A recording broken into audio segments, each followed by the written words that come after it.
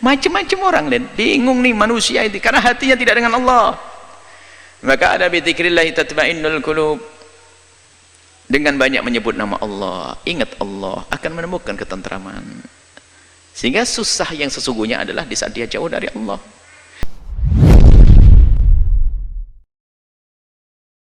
Sebetulnya ketenangan itu adalah dia bicara bagaimana hati dan pikiran saya agar tenang. Tenangnya hati dan pikiran bukan dengan tenangnya jasad. Maka yang perlu ditata adalah pikiran dan hati. Bukan berarti ketenangan hati itu adalah karena banyaknya duit, bukan. Itu orang kaya juga gelisah kok kadang-kadang. Bukan ketenangan batin itu karena suaminya ganteng, tidak. Atau istrinya cantik, bukan. Jadi memang ketenangan murni di dalam hati kita. Nah, tinggal sekarang itu bagaimana agar hati itu tenang. Jawabannya sederhana, hati dan pikiranmu kau sambungkan dengan apa dan siapa. Kalau hati dan pikiranmu engkau sambungkan dengan sesuatu yang bikin gelisah, ya gelisah. Coba. Kalau hati dan pikiranmu, orang boleh mencari dunia, tapi tidak boleh menggantungkan hatinya dengan dunia tersebut. Sehingga kalau orang menggantungkan hatinya, mengikat hatinya dengan dunia, lihat, di saat tidak mendapatkannya dia gelisah. Di saat mendapatkannya hilang pun susah. Ada orang duitnya hilang tenang saja kok, ajib. Karena dia tidak mengikat hatinya dengan dunia tersebut. Maka dengan Allah lah itulah. Ketenangannya ada dengan Allah. Kalau sudah orang dengan Allah duitnya hilang nggak susah, malah ngasih 1 miliar bangun pondok. Coba. Lah kok bisa ini? Coba yang hatinya nggak sambung dengan Allah, 1 miliar ini buat abimat 2. Tambah gede duit saya. Tapi enggak, hatinya tenang, kehilangan duit 1 miliar kok. Ini duitnya jatuh 100.000, puyengnya setengah mati, nangis-nangis. Nah ini urusannya hati kita dengan siapa? Nah kalau sudah urusan kita hati kita dengan Allah, mudah. Allah, apapun di saat dia sakit, lihat, sakit jasadnya sakit, tapi kalau dia kenal Allah, dia akan tahu bahwasanya akan ada imbalan di hadapan Allah Subhanahu wa taala. Maka rasa sakit akan tereda dirasakannya, menjadi tidak separah, tidak semakin sakit. Sama itu loh, kok jauh sekali imbalan di akhirat, kok lama banget ya. Itu saja ibu yang hamil tua nggak bisa melahirkan, bawa ke dokter, ambil pisau dokter, buka perut saya. Duh, dengan senang hati dia sakit, lihat banyak, senang. Ada sesuatu yang lebih menyenangkan dia. Apakah dia susah? Ya enggak. Begitulah sebetulnya ujian dari Allah di dunia ini. Tergantung harapan kita tuh di mana.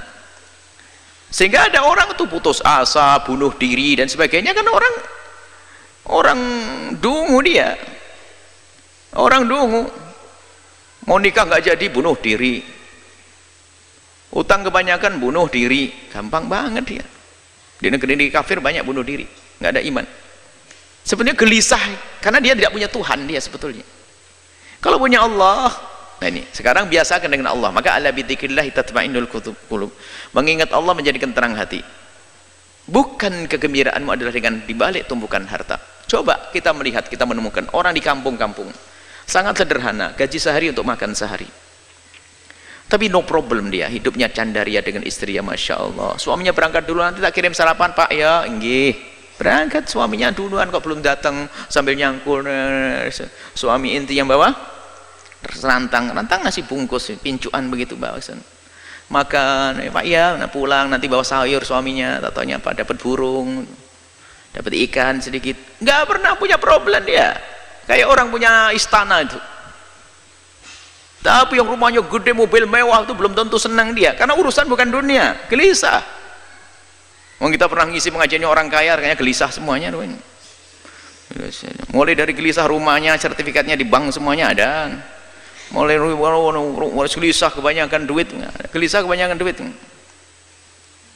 Kok bisa gimana? Ini punya 2 perusahaan saja, saya sering ditinggal sama suami saya. Sekarang membuka perusahaan di luar negeri, Bu ya. Bagaimana senasib saya nanti? Wah, tambah susah dia. Macam-macam orang dan bingung nih manusia itu karena hatinya tidak dengan Allah.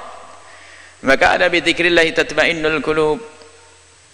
Dengan banyak menyebut nama Allah, ingat Allah, akan menemukan ketentraman. Sehingga susah yang sesungguhnya adalah di saat dia jauh dari Allah. Kalau sudah jauh dari Allah, kecil pun jadi susah. Tapi kalau dengan Allah, bencana pun kayak apapun akan menjadi sebab dia senang. Karena ini dari Allah. Sehingga para solehin itu kalau diuji dengan kefakiran, selamat datang dengan syiarnya orang-orang besar. Kefakiran syiarnya orang-orang besar.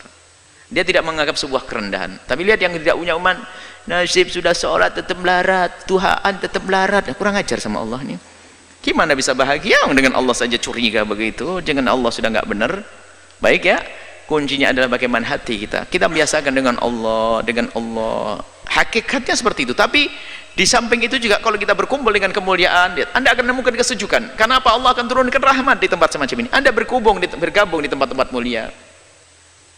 Biarpun secara zahir tidak langsung hiburan itu disajikan. Misalnya kalau orang ahli maksiat kan hiburannya adalah di tempat disko dan sebagainya, ketawa-ketawa. Ketawa sesaat, itu susahnya panjang. Senang kelihatannya, tapi tidak tahu bahasa dia akan menemukan kesusahan yang panjang. Tapi kalau kita menghadiri tempat mulia semacam ini, dijanjikan oleh Allah ada rahmat diturunkan, Anda semakin sejuk. Anda berkumpul dengan orang senang, orang baik, lihat, ada kesejukan. Lihat.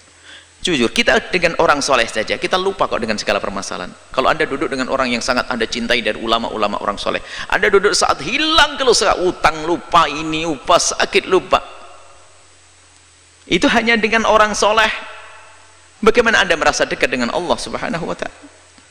Bagaimana kita dekat dengan Nabi Muhammad sallallahu alaihi wasallam? Itu saja. Kembalikan hati kita dengan Allah, biasakan berzikir, merenungi ya, merenungi tentang nasib kita nanti di akhirat. Bagaimana urusan dunia, rendahnya dunia. Kalaupun mencari dunia hendaknya untuk Allah. Sudah menjadi orang kaya boleh, bukan dilarang, tapi bukan hanya untuk menyuburkan kesombongan kita, untuk membesar kerakusan kita. Kalau kita hanya mencari dunia hanya untuk dunia, tersiksa. Seperti diingatkan oleh Nabi, kalau ada orang hatinya itu rakus, dikasih lembah emas 1 minta 2, dikasih 2 minta 3, kasih ini. Dan unik, orang itu punya pabrik 6, itu pabriknya triliunan semuanya tuh. Itu kebakaran hancur 3, itu masih nangis nyungsep masuk rumah sakit. Bodoh banget dia, masih ada 3, 3-nya saja masih kaya raya dia.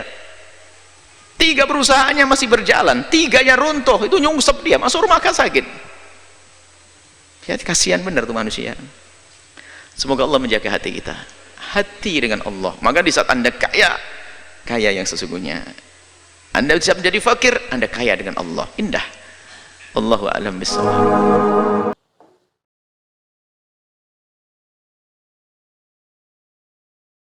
Jangan lupa like, comment, and subscribe.